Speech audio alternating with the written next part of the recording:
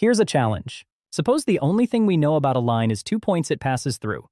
Believe it or not, that is enough to find its whole equation. Y equals mx plus b. We just need those two numbers, m and b. Start with the slope m, which is the rise over the run. Going from the first point to the second, y rises from 0 up to 2, a rise of 2.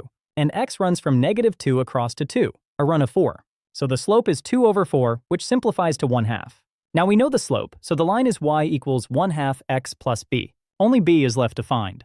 To find it, we use a point the line goes through.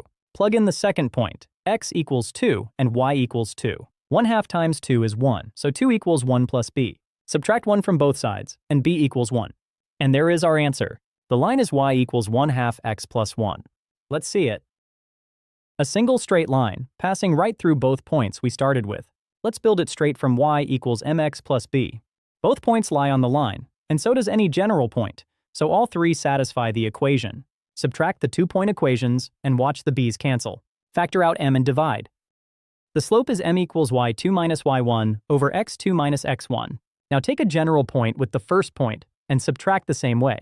The b cancels again. Factoring gives point-slope form y minus y1 equals m times x minus x1. We already found m, so let's plug it in right here. Finally, divide both sides by y2 minus y1 and rearrange into the 2-point formula. So here's the recipe whenever you know 2 points. First, the 2 points give you the slope. Then the slope and 1 point give you b. And m and b together are the equation of the line.